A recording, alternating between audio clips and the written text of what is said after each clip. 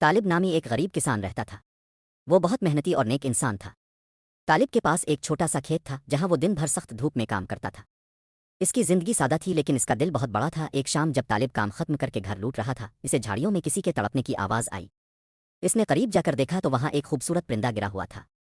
اس کا ایک پر زخمی تھا اور وہ اڑ نہیں پا رہا تھا۔ طالب کو پرندے کی حالت دیکھ کر بہت دکھ ہوا۔ اس نے بڑی نرمی سے پرندے کو اپنے ہاتھوں میں اٹھایا۔ اس نے سوچا، اگر میں نے اسے یہیں چھوڑ دیا تو کوئی جانور اسے کھا جائے گا۔ وہ اسے اپنے ساتھ اپنے گھر لے آیا۔ گھر پہنچ کر طالب نے پرندے کے زخم کو صاف کیا۔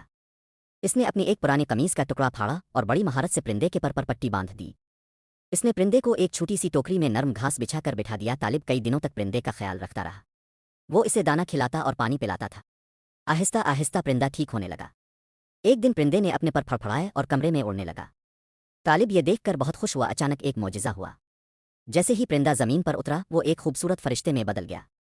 فرشتے کے بڑے بڑے سفید پر تھے اور اس کے گرد ایک نورانی ہالہ تھا۔ طالب یہ دیکھ کر دنگ رہ گیا اور اپنی جگہ جم گیا۔ طالب حیرت سے اپنی آنکھیں ملنے لگا۔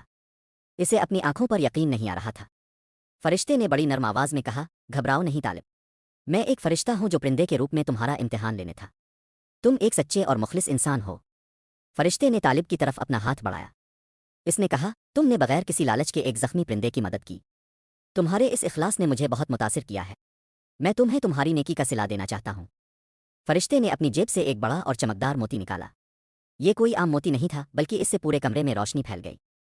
فرشتے نے وہ موتی طالب کی ہتھیلی پر رکھ دیا اور اسے دعائیں دیں۔ جیسے ہی طالب نے وہ موتی تھاما، اسے اپنے اندر ایک عجیب سی خوشی محسوس ہوئی۔ طالب نے فرشتے کا شکریہ ادا کیا۔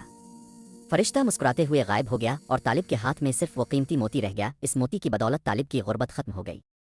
اس نے اپنے لیے ایک اچھا گھر بنایا اور اپنے کھیتوں کو آباد کیا۔ لیکن وہ اب بھی وہی پرانا اور مہربان طالب تھا۔ وہ اب دوسرے غریبوں اور جانوروں کی پہلے سے بھی زیادہ مدد کرتا تھا۔ طالب اکثر آسمان کی طرف دیکھتا اور اس پرندے کو یاد کرتا۔ اسے معلوم تھا کہ سچائی اور اخلاص کا پھل ہمیشہ میٹھا ہوتا ہے۔ گاؤں کے سب بچے اب طالب سے کہانی سنتے اور اس جیسا بننے کی کوشش کرتے۔